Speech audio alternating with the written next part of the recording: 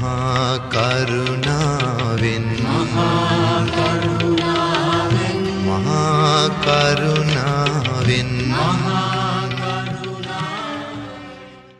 නමෝ තස්ස භගවතු අරහතු සබ්බ ධම්මේසු අප්පටිහත ඥානචාරස්ස දස බලධරස්ස චතුවේ සාරජ්‍ය විසරදස්ස සබ්බ සත්තුතමස්ස ධම්මිස්ස රස්ස ධම්මරාජස්ස ධම්මස්සාමිස්ස තථාගතස්ස සබ්බඤුනෝ සම්මා සම්බුද්දස්ස නමෝ තස්ස භගවතු අරහතු සබ්බ ධම්මේසු අප්පටිහත ඥානචාරස්ස දස බලධරස්ස චතුවේ සාරජ්‍ය විසරදස්ස සබ්බ සත්තුතමස්ස ධම්මිස්ස රස්ස ධම්මරාජස්ස ධම්මස්සාමිස්ස තථාගතස්ස සබ්බඤුනෝ සම්මා සම්බුද්දස්ස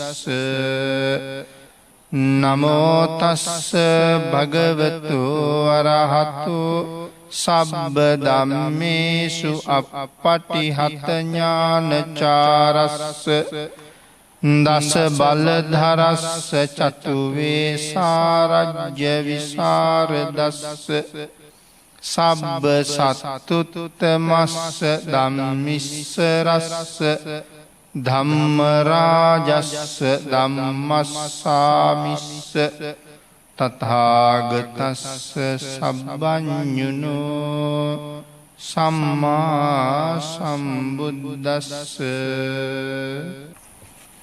සද්ධර්ම ශ්‍රාවක පින්වත් දසසිල් මෑණියන් වහන්සේලා ප්‍රධානව අද ධර්ම දේශනාවේ ප්‍රධාන දායකත්වයේ දරන සත්පුරුෂ දායක පින්වත් පිරිස ඇතුළුව ධර්ම ශ්‍රවණය කරන්න සූදානම් වෙන කාරුණික ගුණගරුක බෞද්ධ පින්නතුනි, බොහෝම ශ්‍රද්ධාවෙන් යුක්තව මේ සූදානම් වෙන්නේ ලෞතර බුදුරජාණන් වහන්සේ විසින් අවබෝධ කරගෙන දේශනා කොට වදාළ පරම ගම්බීර වූ ශ්‍රී සද්ධර්ම රත්නයෙන් අබමල් රේණුවකටත් වඩා අඩු බොහොම පුංචි කොටසක් දේශනා කරවගෙන තවත් බොහෝ දෙනාට යහපතක් සිදු කිරීමේ පරමාර්ථයෙන් ඒ දේශනාව බෞද්ධ රූපවාහිනී මාධ්‍ය ඔස්සේ ලෝකයටම දානය කරවමින් අති උතුම් වූ සද්ධර්ම දානමය පින්කමක් සම්පූර්ණ කරගන්න. ලෝක ධාතුවේ ඇති සියලුම දානයන් අභිභවනය කළ මහත්ඵල මහානිසංසදායක එකම දානය මේ උතුම් ධර්ම දානයයි කියලා බුදුරජාණන් වහන්සේ දේශනා කළා. මේ සත්පුරුෂ පිරිස මේ දේශනාව දානය කිරීම නිසා මේ මොහොතේ බණ අහන පිරිසත් මෙච්චරක් කියලා ඉවර කරන්න අපිට පුළුවන්කමක් නැහැ. කොයි තරම් ප්‍රමාණයක් මේ වෙලාවේ බණ අහනවද? ඒ සියලු දෙනා වෙනුවෙන්ම මේ දේශනාව දානය කරනවා. ඒ බණ අහන හැම කෙනෙක්ම බුදුරජාණන් වහන්සේ දේශනා කරපු විදිහට ධර්ම ශ්‍රවණය කරනවා නම් ඒක ඒ අයට බොහොම වටිනවා. බුදුරජාණන් වහන්සේ දේශනා කළේ මහත් වූ බලාපොරොත්තුවක් මුදුන්පත් කර ගැනීම වෙනුවෙන් හැම වෙලාවෙම බණ අහන්න කියලා. බණ අහන හැම වෙලාවෙම අහන්නේ හිමයි. මොන බලාපොරොත්තුවද? මේ ධර්ම දේශනාව ශ්‍රවණය කරන අතරතුරදීම මාගේ පංච නීවරණ ධර්මයන් යටපත් වේවා, සප්ත බෝධ්‍යාංග ආදී ගුණධර්ම වැඩි දියුණු වේවා. මේ දේශනාව අතරතුරදීම මට උතුම් මාර්ගයක් ඵලයක් අවබෝධ වේවා කියන සිතින් යුක්තවම ධර්ම ශ්‍රවණය කරන්න දේශනා කළා. ඒ බලාපොරොත්තුව මුදුන්පත් කර ගැනීම වෙනුවෙන් අපි ධර්ම ශ්‍රවණය කරමු. පින්නතුනි, මේ ධර්ම දේශනා මාලාවේ මේ දවස්වල අපි සාකච්ඡා කරන්නේ නිවැරදිව මරණ සතිය දියුණු කරන්නේ කොහොමද කියන කාරණාව. මරණානුස්සතිය ගැන. මරණානුස්සති භාවනාව පිළිබඳව කරුණු දේශනා කරන මේ දේශනා මාලාවේ මේ වෙනකොට මරණානුස්සතිය පිළිබඳව ධර්ම දේශනා 27ක් සාකච්ඡා කරලා තියෙනවා.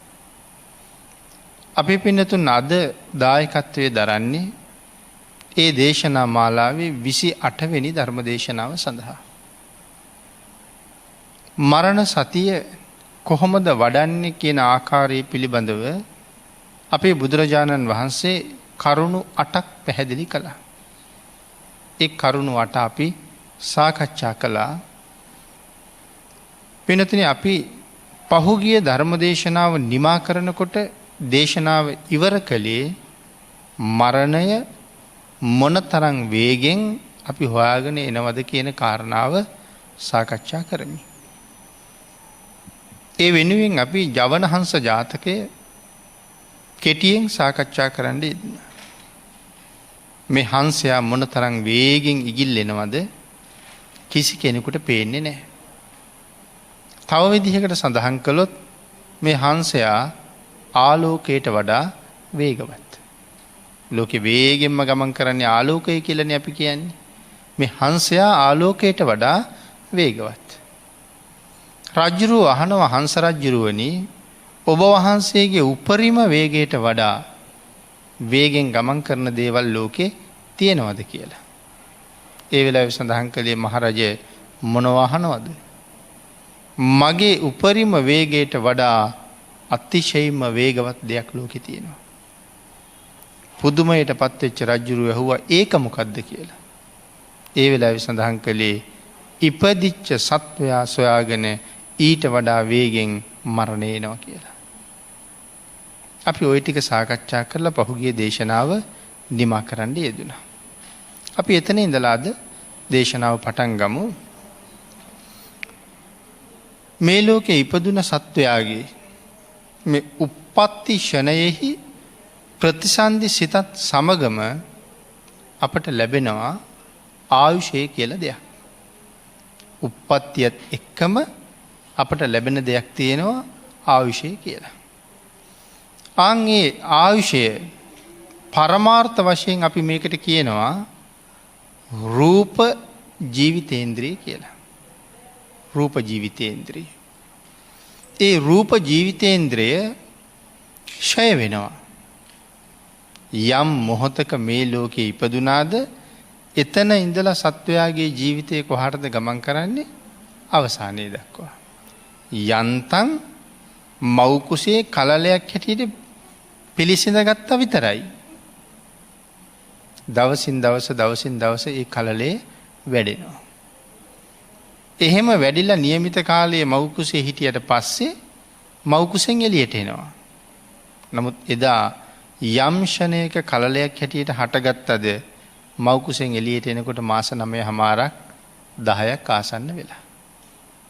එතකොට ජීවත් වෙන්න තිබ්බ කාලේ දැන් මව්කුසෙන් එළියට ඇවිල්ලා ගත වෙන තප්පරයක් ගානේ මේ ළමයා කොහාටද යන්නේ? මරණය හොයාගෙන. අපිට ඒක තේරෙන්නේ දවසින් දවස දරුවා ලොකු වෙනවා කියලා. නමුත් දරුවට අහිමි වීමක් තියෙනවා. තප්පරයක් ගානේ යාට මොකක්ද අහිමි වෙන්නේ?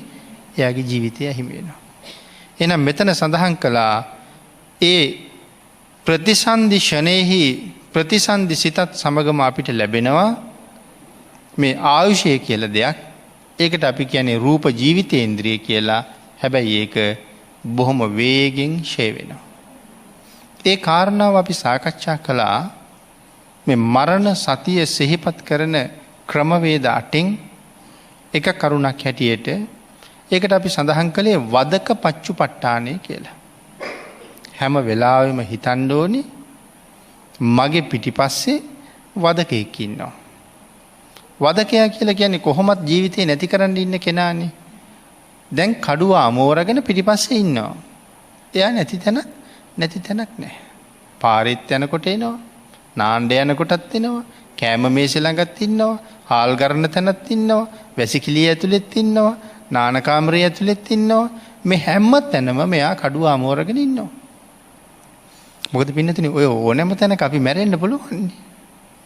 එහෙනම් ඕනෑම වෙලාවක මෙයා කඩුව පාත් කරන්න පුළුවන්. එහෙනම් වදකයා කඩුව අමෝරගෙන පිටිපස්සේ ඉන්නකොට කොච්චර බයෙන්ද ඉන්නේ. හැබෑවටම වදකයා පේන්න නැතත් ඒ දේ ඕන තැනක වෙන්න පුළුවන්. ආන් ඒක සිහිපත් කරන එකයි වදක පච්චුපට්ඨානය කියලා සඳහන් කළේ. වදකයෙක් එළඹිලා ඉන්නවා වගේ ජීවිතේ කොයි වෙලාවෙ අරගනීද දන්නේ නැහැ. එනිසා සඳහන් කළා තැනක ඉඳගෙන හිටියත් ගමනක් ගියත් අපි ගිහින් තියෙන්නේ කොහාටද? මරණය ළඟට. අපේ ගෙදර ඉඳලා අපි ළඟ තියෙන ගෙදරට යනවා. මව්පියෝ මහ ගෙදර ඉඳලා දරුවන්ගේ ගෙදරට යනවා. අපි යන්නේ දරුවන්ගේ ගෙදරට. අද මේ පින්නතුන් ගෙදර ඉඳලා මේ බෞද්ධයා රූපවාහිනිය පිහිටලා තියෙන මේ සම්බෝධි විහාරයට ආවා. අපි ආවේ සම්බෝධි විහාරයට. නමුත් ගෙදර ඉඳලා සම්බෝධි විහාරයට එනකොට අපි මරණයට කොච්චර ලං වුණාද? සම්බෝධි විහාරයට එන ගමන් අපි ගියේ මරණය ළඟට. ආපහු ගෙදර යන ගමන් අපි යන්නේ මරණය ළඟට. ඉස්සරහට ගියත් පිටිපස්සට ගියත් වතුරේ ගියත් අහසේ ගියත් කොහයටද යන්නේ? මේ යන්නේ මරණය පැත්තට. ආන් ඒක නිසා සඳහන් කළා මේ කාරණාව දිහා මනාව කෙනෙක් විමසිල්ලෙන් බැලුවහම මරණය කරා මොනතරම් වේගෙන් අපි යනවද කියන කාරණාව එයාට වැටහෙන්න පටන් ගන්නවා කියලා. ඊළඟට පින්නතුනි මේ සම්මුති මරණයේදී තමයි මැරෙන්න කාලයක් තියෙන්නේ. ෂණික මරණ, සම්මුති මරණ කියලා අපි කියනවා. සම්මුති මරණයේදී තමයි මැරෙන්න කාලයක් තියෙන්නේ. දැන් අපේ කල්පනාව මේ මැරෙනකන් ජීවත් වෙනවා කියලානේ. මරණය එනකන් මේ දැන් කාලයක් තියෙන අවුරුදු 30ක්ද 35ක්ද 60ක්ද 80ක්ද. නමුත් ෂණික මරණය කියන එක මේ මොහොතේ සිද්ධ වෙනවා. අපි ඒක සාකච්ඡා කරලා තියෙනවා මේ දේශනාව තුළ අවස්ථා කීපයක්. නැවත නැවත සාකච්ඡා කළත් එයමයි සාකච්ඡා කරන්න වෙන්නේ. නමුත් මේ කාරණාව දන්න අය දන්නවා මේ ෂණික මරණය කියලා කියන්නේ මොකද්ද? ඇහි පිල්ලමක් ගහනකොට 100,000 වර මැරිලා ඉපදිලා. ඒක ගැඹුරින්ම සාකච්ඡා කරන්න තියෙන දෙයක්. අපේ හැම සිතකම තියෙන උපාද, ස්ථಿತಿ, භංග කියලා කාරණා තුනක්. භංගයි කියලා කියන්නේ නැති වෙනවා කියන එක. සිතක් උපදිනවා, සිතක් පවතිනවා, සිතක් නැති වෙනවා. ඒ සිත ඉපදිලා පැවතිලා නැති වුණාට පස්සේ තමයි අනික් හිත උපදින්නේ. උපදින හිතේ අපිට ජීවත් වෙන්නත් බෑ. නැති වෙන හිතේ අපිට ජීවත් වෙන්නත් බෑ. අපි මේ පවතින්නේ පවතින හිතේ විතරයි. එහෙනම් ඒ හිතේ පැවතීම ඉවර වෙනවත් එක්කම අපිත් මැරුණ හා සමාන වෙනවා. නමුත් එහෙම බවක් අපිට දැනෙන්නේ නැත්තේ ඇයි? තප්පරයකට උපදින සිත් ගාන කෝටි ප්‍රකෝටි ගාන. ඒ නිසා ඒ තප්පරය ඇතුලේ පවතින හැම තැනම අපි ජීවත් වෙන නිසා වැටෙන්නේ නැතුව ඉන්නවා. ඒකට කියන්නේ ක්ෂණික මරණ කියලා. මේ වෙලාවෙත් ඒක ඕන තරම් වෙනවා. නමුත් අපිට සම්මුති මරණයේදී තමයි මේ මැරෙන්න කාලයක් තියෙන්නේ. අහවල් කාලෙ වෙනකන් ඉන්නවා කියලා. නමුත් හදිස්සියේ මැරෙන්නත් පුළුවන්. අවුරුදු 60-70ක් ජීවිතේ තියෙනවා කියලා හිතාගෙන හිටියට හදිස්සියේම යනකොට ඔය නාය යන ප්‍රදේශයක ගියොත් පස් කන්දක් ඇවිල්ලා යට වෙන්න පුළුවන්. ගම් වතුරකට යට වෙන්න පුළුවන්. එහෙමත් නැත්නම් තවත් වාහනයකට යට වෙන්න පුළුවන්. ගහක් යටට ගියහම අත්තක් කඩා වැටෙන්න පුළුවන්. මේ වගේ හදිසියෙම වෙන මරණ තියෙනවා. ආන් ඒ නිසා සමහර වෙලාවට අපේ ශරීරයේ ඇතුලේ තියෙන සමතුලිතතාවය වෙනස් වීම නිසා මේ ජීවිතේන්ද්‍රයේ මනාව පවතින්නේ ආයුෂයයි උෂ්ණයයි විඥානයයි මත. මේ තුන් දෙනාගෙන් කවුරු වෙනස් වුණත් අපි මැරෙන්න තියෙන ඉඩ කඩ ඊටාම වැඩි. කොයි වෙලාවේ කොතන කොයි ආකාරයෙන් මැරෙනවද කියන කාරණාව මම දන්නෙත් නෑ, ඔබ දන්නෙත් නෑ. ආන් ඒ නිසා සඳහන් කළා අපි ප්‍රමාද වෙලා වාසය කරනවා. මැරෙන්නේ කොයි වෙලාවෙද කියලා දන්නේ නෑ. නමුත් මැරෙන්න කල් තියෙනවා කිය හිත හිතා අපි ප්‍රමාද වෙවි ජීවත් වෙනවා. නමුත් ඊළඟ ෂණය මට මොකක් වෙයිද කියන එක දන්නේ නැතුව තමයි කල් තියෙනවා කියලා කල්පනා කරන්නේ. මිනිස්සුયો හදිසියෙම මැරෙනවා.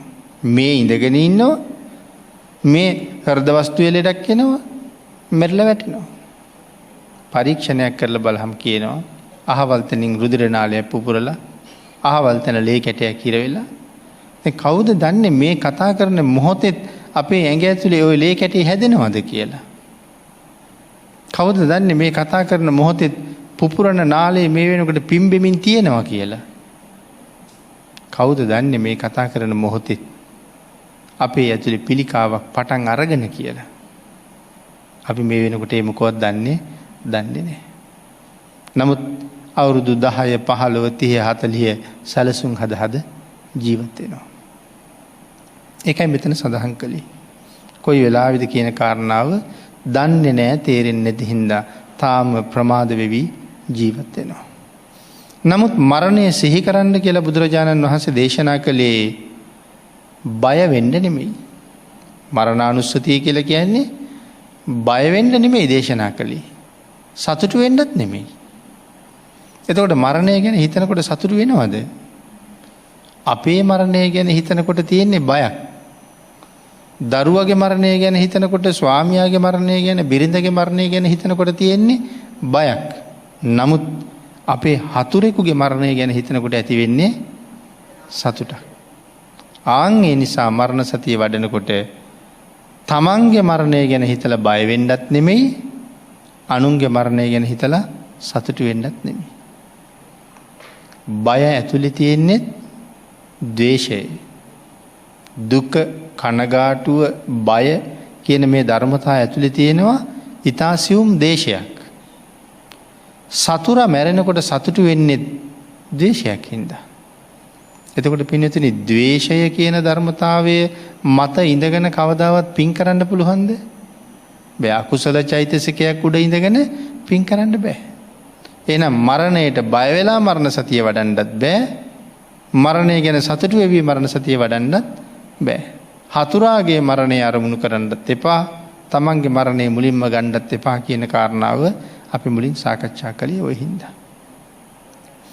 ඊළඟට මෙතන සඳහන් කළා සිහි කරන්න ඕනේ බයෙන් නෙමෙයි, සිහියෙන් සහ ප්‍රඥාවෙන්. මරණය සිහි කරන්න ඕනේ සිහියෙන් සහ ප්‍රඥාවෙන්. අන්න එතකොට තමයි නීවරණ තියෙනවද? එහෙම නැත්තම් විශේෂයෙන් ප්‍රඥාවෙන් යුක්තව මරණය සිහිපත් කරනකොට අපිට නිතරම හිතෙනවා තිසරණ තියෙනවද කියලා. අද මේ කොහොම හිටියත් මේ හැම කෙනෙක්ම අවිවාදයෙන් කර්මයේ කර්මඵලයේ දන්න අය දන්නවා රැකවරණයක් තියෙන්නේ බුදුරජාණන් වහන්සේ ගාව විතරයි කියලා. ලෙඩ වෙනකොට, ඇවිදින්න බැරි වෙනකොට, ආයේ නැගිටලා ඇවිදින්න නැති වෙයි කියලා හිතනකොට, යහන මත එක්තැන් වෙනකොට මතක් වෙන්න පටන් ගන්නවා බුදුරජාණන් වහන්සේ. වෙන රැකවරණයක්, පිහිටක්, සරණක් කොහෙවත් නැහැ. තිසරණ තියෙනවද? දැන් මට බුදුන් සරණ තියෙනවද? දහම් සරණ තියෙනවද? සංඝුන් සරණ තියෙනවද? මම සිල්වත්ද? කොච්චර කල් මම සිල් රැකලා තියෙනවද? කොච්චර කල් මම දන් දීලා තියෙනවද? මේ දේවල් කල්පනා වෙනවා.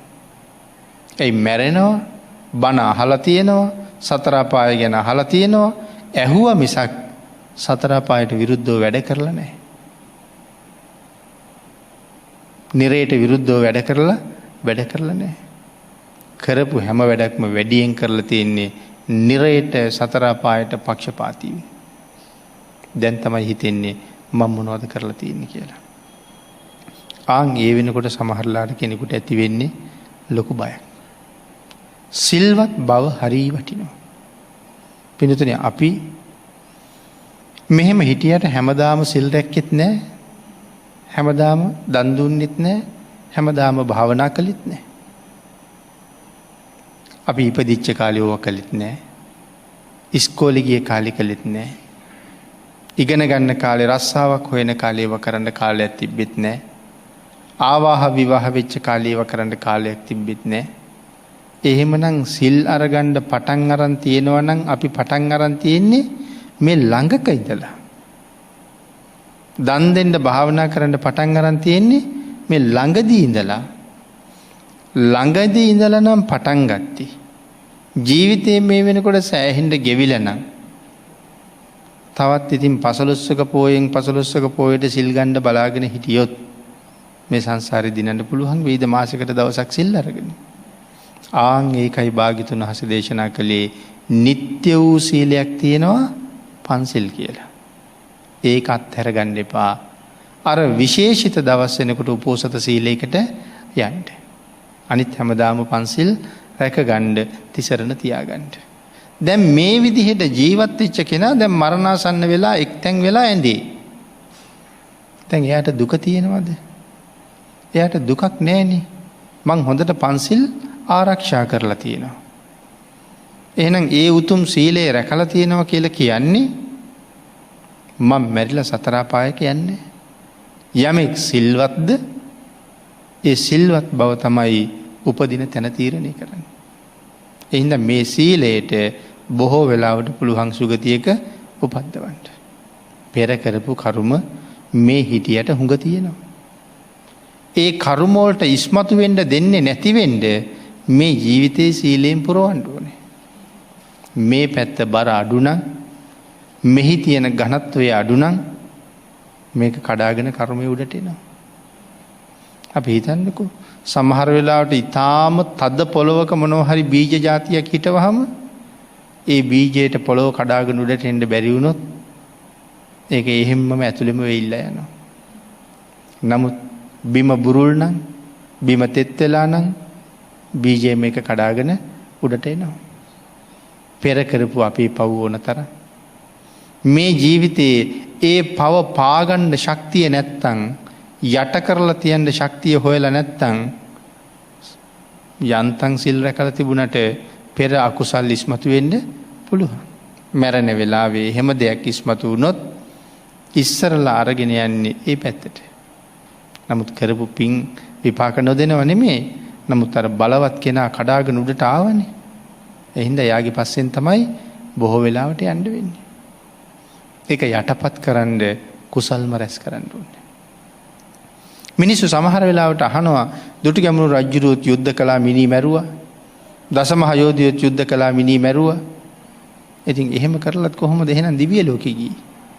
ඒ කට්ටියට විපාක දුන්නේ නැද්ද කියලා. සසර කරගත්ත අපරිමිත පුණ්‍ය ධර්මයන් යුද්ධෙන් පස්සේ කරගත්ත මහා පුණ්‍ය ධර්මයන් නිසා සුගතිගාමි වුණා. නමුත් ඒ දසමහ යෝධයෝ ප්‍රාණඝාතත් කළ නිසා ඒගොල්ලන්ට පව් නැද්ද? අපිට විතරද පව්? ඒගොල්ලන්ටත් පව් තියෙනවා. හැබැයි සුගතිගාමි වෙලා ප්‍රඥාවන්තව ඒ දෙවියෝ වැඩි වැඩියෙන් පින් කරනවා. පින් කර කර අර පවට මතුවෙන්න දෙන්නේ නැහැ. ඒක යට රබර් බෝලයක් ඔබා ගත්තා වගේ යට ගහගෙන ඉන්නේ. එහෙම පින් කරගෙන යන ගමනේ හදිසියේ සෝවාන් වුණොත් එහෙම අර පාපයට බෑ ආයේ සතර අපායට ගෙනියන්න. සංසාරේ අපායට ගෙනියන්න අතීතයේ කරපු කර්ම ටික ඒ කර්ම ඔක්කොම එතනම ෂේ කෙරුවා. ඒ කර්ම වලට අයමං අපායට ගෙනියන්න බෑ. අනාගතේ අපායට යන්න තරම් කර්ම රැස් වෙන්නෙත් නැහැ. ප්‍රඥාවන්තයා පව් කෙරුණත් පව කුසලයෙන් හැම වෙලාවෙම වහනවා. එන පින්නතුනි මෙතන සඳහන් කළේ අපි මනාව සිල්වත් නම් ගුණවත් නම් මරණ මංචකේ දුකයි බයයි දෙකම නැතුව යනවා. මොකද මේ ඉන්නවට වඩා හොඳ තැනක නම් උපදින්නේ කවුද එතෙන්ට යන්න බය? කවුද එතෙන්ට යන්න අකමැති. එහෙනම් මෙතනින් මෙරලා යන්නේ එහෙම තැනකට නම් මේ මරණය ආශිර්වාදයක් විතරයි. ඊළඟට සඳහන් කළා මැරෙන වෙලාවේ යම් කෙනෙකුට ගිනි දැල් පේන්න පටන් ගත්තොත් කරන්න දෙයක් නැහැනේ. මැරෙන වෙලාවේ තමයි පේනවා නම් පේන්නේ. ඉතින් ගිනි දැල් පේනවා නිරේට පාර හැදිලා ඉවරයි මොනව හරි කරන්න ඕන කියලා දැන් පටන් ගන්න පුළුවන්ද? ගිනි දැල් නොපෙනෙන කෙනෙක් බවට පත් වෙන්න කලින් කටයුතු කරලා තියාගන්න වෙනවා. බුදුරජාණන් වහන්සේගේ දේශනාවේ විදිහට අපිට සිහිය ප්‍රඥාව තියෙනවා. තවමත් සතර සතිපට්ඨානයෙන් තොරද සිහිය ප්‍රඥාව මනාව තියෙනවද? මිනිසුන්ට සිහිය ප්‍රඥාව දෙකම තියෙනවා. නමුත් ඒක හරියටම කළමනාකරණය කරලා යොදන්නේ නැහැ. අන්න ඒ යොදන්නේ නැති නිසා සතර සතිපට්ඨානය අපි ගාව තාම නැහැ. මනා සිහියක් පවත්න්නේ නැහැ. සමහර අය කියනවා පන්සිල් රකින්න හරි අමාරුයි කියලා. ඇත්තටම සිල් රකින්න කියලා කියන්න හරි ලේසියි. හැබැයි සීලයක් රකින්න ගියහම තමයි තේරෙන්නේ සිල් ආරක්ෂා කරනවා කියන එක කොච්චර අමාරුද කියලා. එතෙන්ට එළඹිලා බලන්න ඕනේ. එතකොට තමයි තේරෙන්නේ සිහිය ප්‍රඥාව කොච්චර ඕනේද. පිරිසක් එක්ක කතා කරනකොට විහිළුවට බොරු කියවෙන්න පුළුවන්, ඇත්තටම බොරු කියවෙන්න පුළුවන්, තමන්ගේ මානය නිසා බොරු කියවෙන්න පුළුවන්. නමුත් ඕක ඊටාම සිහියෙන් හිටියහම වචනේ පිට වෙන්න හදනකොට මතක් වෙනවා මම මේ කියන්නේ බොරුවක් කියලා. එතෙන්ට ඔය හිත දියුණු වෙනකන් හරියටම පන්සිල්වත් රකින්න බෑ. නමුත් සතර සතිපට්ඨානයෙන් ජීවත් වෙන්න ඕනේ කියලා සඳහන් කළේ ඒකයි. ඔය සතිපට්ඨානෙ පිහිටනකන් හරියටම සිල්පදේ රැකෙන හැටි තේරෙන්නේ නැහැ. සිල් කැඩිලා නමුත් කැඩුන්නේ නැහැ වගේ තමයි හිතාගෙන ඉන්නේ. සමහර අය කියන්නේ අමුතුවෙන් සිල් ගන්න මොකටද අපි ගාව සිල් තියෙනවනේ කියලා. අපි පව් කරන්නේ නැත්තම් මොකටද සිල් ගන්නෙ කියලා. ඒගොල්ලෝ අතින් පව් කෙරෙන තරම ඒගොල්ලන්ටවත් තේරෙන්නේ නැහැ. මහ මුලාවක තමයි ඉන්නේ. යමෙක් සතර සතිපට්ඨානයෙන් තොරවද කටයුතු කරන්නේ ලෝභ, ද්වේෂ, මෝහ තාමත් ඇති වෙනවද? එහෙමනම් අපි තාම ඉන්නේ කාගේ පැත්තේද? අපි තාම ඉන්නේ මායාවේ පැත්තේ. යමෙක් ළඟ ලෝභය තියෙනවා නම්, ද්වේෂය තියෙනවා නම්, මෝහය තියෙනවා නම් ඔහු තාම ඉන්නේ මායාවේ පැත්තේ. නමුත් අපි ඉන්න ඕනේ මොන පැත්තේද? අපි ඉන්න ඕනේ බුදුරජාණන් වහන්සේගේ පැත්තේ. අපි ඉන්නේ මායාවේ පැත්තේ. එහෙමනම් ඉහත සඳහන් කරපු වැරදි තාම අපි ළඟ තියෙනවා නම් අපිට තවම නම් ආරක්ෂාවක් නැහැ කියලා තමයි කියන්නේ. ඒ නිසා එහෙම ආරක්ෂාවක් ලබන්න නම් බුදුරජාණන් වහන්සේගේ පැත්තට යන්නම ඕනේ. කියන්නේ සතර සතිපට්ඨානයට එන්නම ඕනේ. චක්කවර්ති සීහනාද සූත්‍රයේ අපි බුදුරජාණන් වහන්සේ අපිට අනුශාසනාවක් කරනවා. මහණෙනි, තම පියාගේ ගොදුරු භූමිය ඉක්මෝලා යන්න එපා කියලා. ආරක්ෂාවක් තියෙන්නේ තාත්තගේ ගොදුරු භූමිය ඇතුලේ විතරයි. ඒක ඉක්මවන්න එපා කියලා භාග්‍යතුන් වහන්සේ දේශනා කළා. මේ අවවාදය කළේ කාට වගේද? දරුවන්ට වගේ. තමන්ගේ පුත්‍රයන්ට වගේ. අපි සියලු දෙනාම බුදුරජාණන් වහන්සේ දැක්කේ සංසාරයේ අහිංසකයෝ. අහිංසක දරු පිරිසක් වගේ. මහා විනිශ්ක්‍රමණය කරන වෙලාවේ රාහුල කුමාරයා පිළිබඳව තිබ්බ සෙනෙහස නමුත් අතට ගන්න ළඟට ගන්න බැරි වුණා. එදාම ඉපදිච්ච තමන්ගෙම දරුවා ස්පර්ශයවත් කරන්න බැරි වුණා. නමුත් කල්පනා කළේ මම මේ යන්නේ ඔබට සෙනෙහස නැතුව නෙමෙයි. මගේ සෙනෙහස ඔබට විතරක් නෙමෙයි සකල ලෝක සත්වයාටමයි. ඔබට යම්සේ ආදරයක් තියනවාද ඒක සකල සත්වයන්ටම එහෙමයි.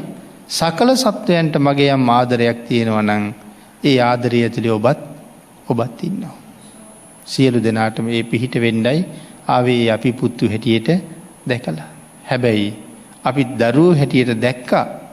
නමුත් පුත්‍ර ස්නේහයෙන් කවදාවත් ලෞතර බුදුරජාණන් වහන්සේ මුලා වෙන්නේ මුලා වෙන්නේ නැහැ. මගේ කෙනා ඔබේ කෙනා කියලා හිතුවේ නැහැ. හැම කෙනාම දැක්කේ එකම විදිහට.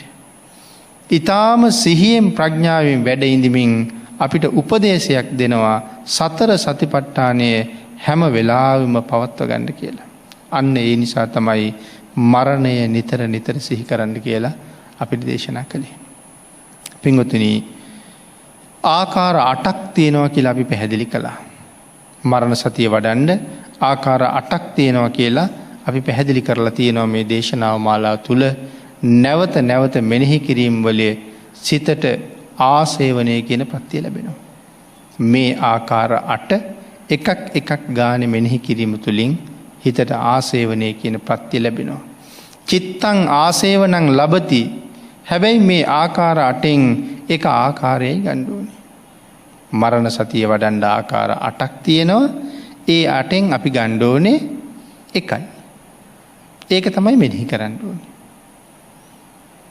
මෛත්‍රී කර්මස්ථානයේ දියුණු කරනකොට අපිට කාරණා තියෙනවා නිදුක් වේවා, නිරෝගී වෙම්වා, සුවපත් වෙම්වා. මේ ආදි වශයෙන් කරුණු කීපයක් තියෙනවා. මේ කීපේම අරන් අපි වාගේ අයට දියුණු කරන්න බැරුව යනවා.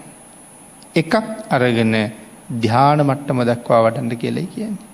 මම නිදුක් වෙම්වා නම් මම නිදුක් වෙම්වා කියන එක තමයි ධ්‍යාන මට්ටම දක්වා වඩන්න කියලා දේශනා කරන්නේ. නමුත් 4ක් පෙන්නලා තියෙනවා කැමැති එකක් අරගන්න. මෙතනත් කරුණු 8ක් පෙන්නලා තියෙනවා 8න් කැමැති එකක් අරගන්න. කැමැති ආකාරයකින් 8න් එකක් අරගන්න කියලා සඳහන් කළේ නිසා. එක ආකාරයකින් නැවත නැවත මෙනෙහි කිරීම වශයෙන් හිතට ආසේවනය කියන ප්‍රත්‍ය ලැබෙනවා. 8 ආකාරයෙන් එක් ආකාරයකට අනුව මෙනෙහි කළ යුතුයි කියලා සඳහන් කළා. මරණ රම්මනා සති සංතිෂ්ඨති. මරණය ඊටාම සිහියෙන් ප්‍රඥාවෙන් අරමුණු කරන්න පුළුවන් වෙනවනම් යම් කෙනෙකුට බය නැතුව මරණය ගැන බය ඇති කරගන්න නැතුව මනාව මරණය ගැන සිහියෙන් ප්‍රඥාවෙන් අරමුණු කරන්න පුළුවන් නම් නීවරණානි වික්කම්බති. නීවරණ ෂය වෙනවා. ආයේ එන්නේ නැති වෙනවා. නීවරණයන්ට ලොකු ඉඩක් නැහැ. දැන් මරණය ඕනෑම වෙලාවක එන්න පුළුවන් නේ. ඒකනේ මේ කතා කරන්නේ. අපි ගණන් ගන්න නැති වුණාට කෑම ටික අනලා කටේ තියාගන්න ගන්න අතරතුර මැරිලා වැටෙන්න පුළුවන්. කටේ තියාගත්ත ටික උගුරෙන් පල්ලෙහාට යන්න කලින් මැරිලා වැටෙන්න පුළුවන්. අද උදේට ආහාර ගත්තේ ජීවිතේ ගත්ත අන්තිම කෑම වේල වෙන්න පුළුවන්. දවල්ටත් මේ පින්නතුන් ආහාර අරන් නම් අපේ අය කාටවත් සහතිකයක් දෙන්න පුළුවන්ද අද රැයටත් කෑම කන්න ඉඳී කියලා. ඒ තරම්ම මේ ජීවිතය ස්ථිරයි. ඕක හරියට සිහියෙන් ප්‍රඥාවෙන් මෙනෙහි කරන්න ගත්තොත් ඇත්තටම ඇහැ පිනවන්න හිතෙනවද?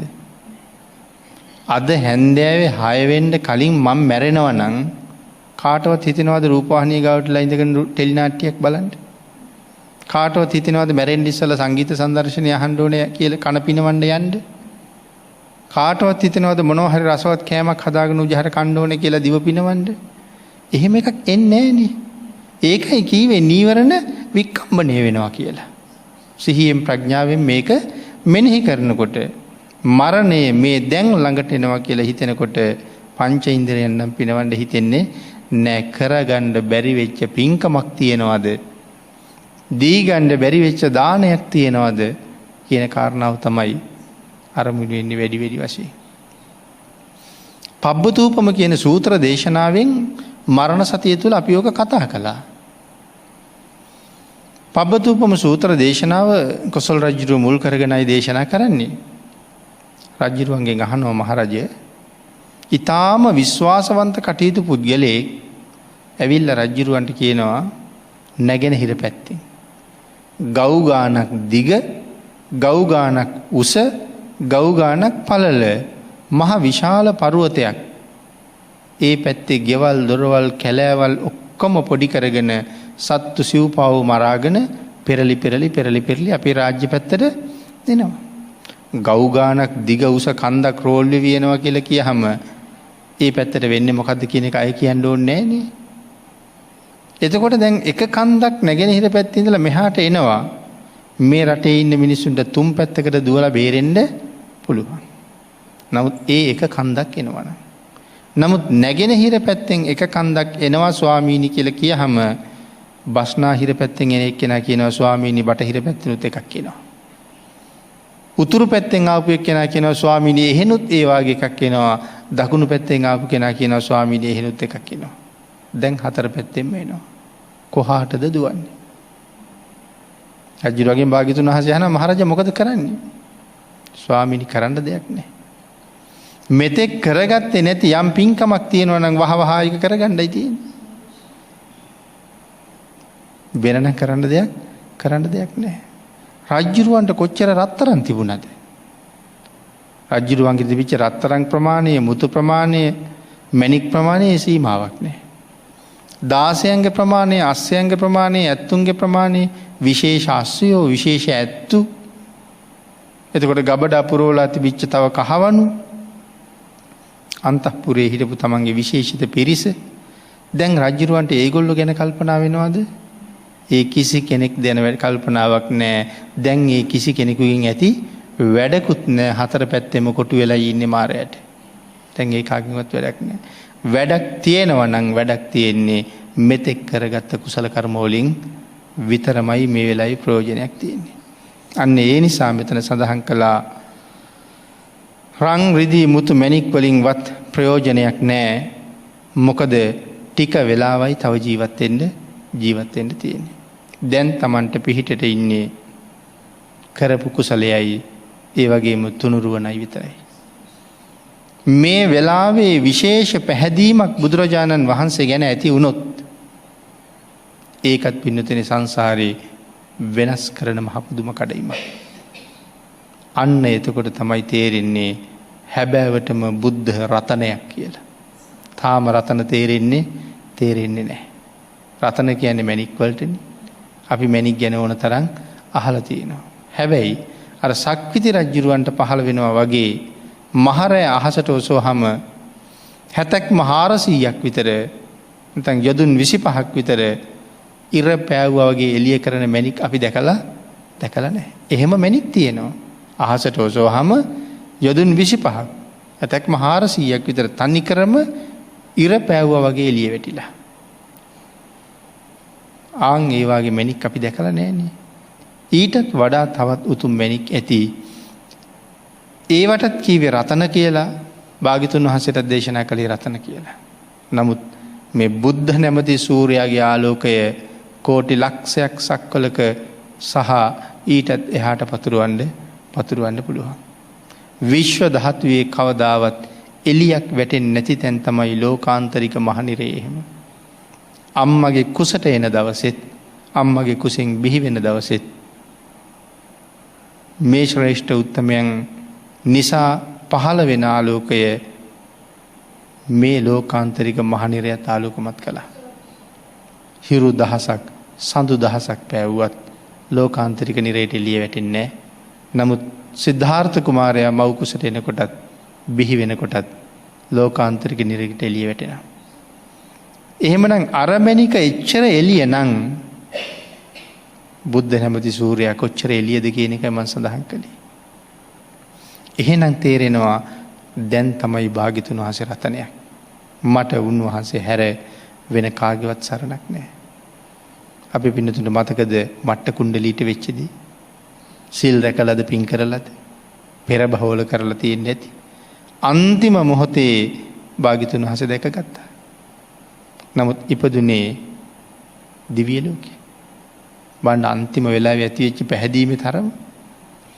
අපේ ධම්මපද පාළියක කතාවක් සඳහන් කරනවා අර සැඬොල් කාන්තාවක් මැරිලා නිරයට යන්නයි ලෑස්තිය. බුදුරජාණන් වහන්සේ මහා කරුණාවෙන් දකිනවා. අද මැරිලා නිරයට යන මැය මම මුණ ගැහුනොත් සුගතිගාමී වෙනවා. ඒ නිසා භික්ෂුන් වහන්සේලා අඬ ගහගෙන අද ඒ පැත්තෙන් පිණ්ඩපාතයට වැඩියා. අර මහලු කාන්තාවත් කොළපොතකුත් අරගෙන තමන්ගේ ගෙදරින් හිඟමනට යන්න එළියට බැස්සා. පාර මගදී මුණ ගැහුණා. බුදුරජාණන් වහන්සේ නතර වුණා. ඇය පාරෙන් අයින් වුණා. භාග්‍යතුන් වහන්සේ වඩින්න නැතුව ඉන්නවා. මහමුගලන් මහරහතන් වහන්සේ කල්පනා කළා ඇයි වඩින්න නැත්තේ?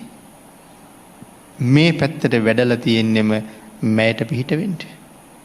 අර මහලු සැඬොල් කාන්තාවට කිව්වා දැකගන්න වැඳගන්න මේ ලෞතුරා බුදුරජාණන් වහන්සේ කියලා. ඇය ප්‍රීතියෙන් පිනා ගිහිල්ලා භාග්‍යතුන් වහන්සේ වන්දනා කළා. වන්දනා කරලා නැගිට්ටා. භාග්‍යතුන් වහන්සේ වඩිනවා. ඇය ඒ දිහා බලාගෙන හිටියා. ඒ මොහොතේ ඇය මැරෙනවා. මැරුණ ගමන් කොහෙද උපදින්නේ? දිව්‍ය ලෝකේ. අද මැරිලා අපායට යන බව කලින් දැක්කා. නමුත් භාග්‍යතුන් වහන්සේ දැකලා වැඳගත්ත නිසා ඇයගේ ගමන සම්පූර්ණ කන පිට හැරිලා සුගතිය පැත්තට ගමන් කළා. ඒකයි මං කිව්වේ මරණ මංචකේ නමුත් පහදින්න පුළුවන් නම් ඒක අග්‍ර වූ පැහැදීමක් කියලා. එහෙනම් භාග්‍යතුන් වහන්සේ හැර මේ ලෝකේ සරණක් කවදාවත් නැහැ කියන කාරණාවයි සිහිපත් කළේ.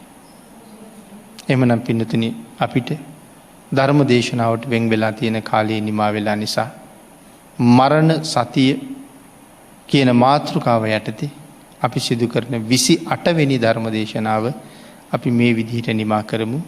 අද මේ උතුම් ධර්ම දේශනාව මේ විදිහට සිදු කරන්න දායකත්වයේ ලබා දුන් සත්පුරුෂ දායක පිරිස ඊශ්‍රායලයේ සේවය කරන මීරිගම පදිංචි GT කාන්ති ගලබඩ මහත්මිය, ඊශ්‍රායලයේ සේවය කරන හොරණ නාහල්ල කටුහේනේ පදිංචි HR අනුෂා දිල්රුක්ෂි යන අය විසින් දරන අතර උතුම් අරමුණ හැටියට ඒ මහත්මින් දෙපළ සිහිපත් කරනවා. අපි නිරතුරුවම ධර්ම ශ්‍රවණය කරන බොහෝම කල්යාණ මිත්‍රත්වයෙන් කෝරළයාගම සරණතිස්ස ස්වාමින් වහන්සේට නිදුක් නිරෝගී සුව දීර්ඝායුෂ ලැබේවා කියලා අපට ආශිර්වාද කරලා තියෙනවා. මෙතෙක් ධර්ම දේශනා කරලා අපි රැස් කරගත්ත මහානුභාව සම්පන්න පුණ්‍ය ධර්මයන් අපිටත් ආශිර්වාද කරන කාන්ති ගලබඩ මෑණියන්ටත් අනුෂා දිල්රුක්ෂි මහත්මියටත් ඒ අයගේ පවුල් වල අයටත් අඩු නැතුව අනුමෝදන් වේවා කියලා අපිත් ආශිර්වාද කරනවා.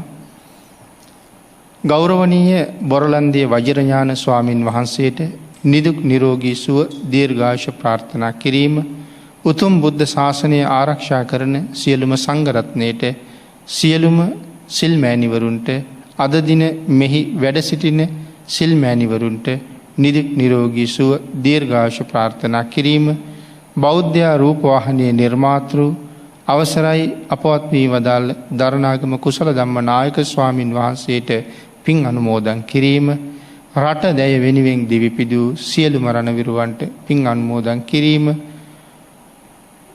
ආබාධිත සියලුම රණවිරුවන්ට සෙත් ප්‍රාර්ථනා කිරීම, ලෝකයම කැළඹූ කොරෝනා වෛරසයෙන් ලංකාවාසී ලෝකවාසී සියලුම ජනතාව ආරක්ෂා වේවා, වෛරසය වැළඳී ඇති සියලු දෙනාම සුවපත් වේවා කියලා මහත් ආශිර්වාදයක් කරනවා. ඒ වගේම කාන්ති ගලබඩගේ මියගිය ආච්චි අම්මා රොසලින් නෝනාට, විලියම් සිඤ්ඤෝ සීයාට පින් අනුමෝදන් කිරීම, සංසාරගත වර්ග පරම්පරාවේ පින් බලාපොරොත්තු වෙන සියලුම ඥාතීන්ට පින් අනුමෝදන් කිරීම, සුජීවත්ව සිටින ලීලාවතී මෑණියන්ට, ගයාත්‍රී වින්ද්‍යා දුවට, තිලක්ෂී සහ බුද්ධිකා දරුවන්ගේ සියලුම සංසාරගත දෝෂයන් දුරු වී නිදුක් නිරෝගී සුව දීර්ඝායුෂ ලබන්න ආශිර්වාද කිරීම, සියලු දෙනාටම ධර්මාවබෝධය ලැබීම සඳහා මේ කුසල් හේතු වේවා කියලා ප්‍රාර්ථනා කිරීම, අනුෂා දිල්රුක්ෂි දියණියගේ පියා ආනන්ද සිරිසේන මව ඉන්ද්‍රාණී පෙරේරා සහ පවුලේ සියලු දෙනාට නිදුක් නිරෝගී සුව දීර්ඝායුෂ ප්‍රාර්ථනා කිරීම, කැලණිය මෑවැල්ල පන්සල අසල පදිංචිව සිට 2013 වසරේ අවසානයේ රෝගාතුරව මියගිය ශ්‍රීමති විජේසිංහ නැන්දා නැන්දනියට පින් අනුමෝදන් කිරීම සංසාරගත වර්ග පරම්පරාවේ පින් බලාපොරොත්තු වෙන සියලුම ඥාතීන්ට පින් අනුමෝදන් කිරීම සක්‍ර දේවේන්ද්‍රයන් වහන්සේ ප්‍රමුඛ සියලු දෙවියන්ට බ්‍රහ්මරාජ මණ්ඩලයට මේ පින් අනුමෝදන් වේවා. නිරේගාමීව සිටින යමරජාණන් වහන්සේට මේ පින් අනුමෝදන් වේවා. නිවන් දක්නා ජාති දක්වා සම්මාදිට්ඨික වන්නෙම්වා කල්යාණ මිත්‍රයන්ගේ ඇසුර ලබන්නෙම්වා කල්යාණ මිත්‍රයන්ට එරෙහිව සිතුවිලි මාත්‍රයක්වත් නූපදවන්නෙම්වා ඊ타ම ඉක්මන් භවයක ඊ타මත්ම කෙටි කාලයකින් සැප සහිත ප්‍රතිපදාවකින් උතුම් ධර්මාවබෝධය පිණිස මේ පින් හේතු වාසනා වේවා. දෙවි මිනිස් සැප කෙලවර උතුම් අමා මහ නිවන් සුව ලැබේවා කියලා ප්‍රාර්ථනා කරනවා. පින් අනුමෝදන් කළ සියලු දෙනාටම පින් අනුමෝදන් වේවා. ආශිර්වාද කළ සියලු දෙනාටම රත්නත්‍රයේ ආශිර්වාදයෙන් නිදුක් නිරෝගී භාවයේ චිරජීවනයේම උදා වේවා කියලා ප්‍රාර්ථනා කරමු. ආකාශට්ඨා ච බුම්මට්ඨා දේවා නාග මහිද්దికා පුඤ්ඤන්තං අනුමෝදිත්වා චිරං රක්ඛන්තු ලෝක සාසනං දේවෝ වස්සතු කාලේන සස්ය සම්පත්ති හෝතු ච පීතෝ භවතු ලෝකෝ ච රාජා භවතු ධම්මිකෝ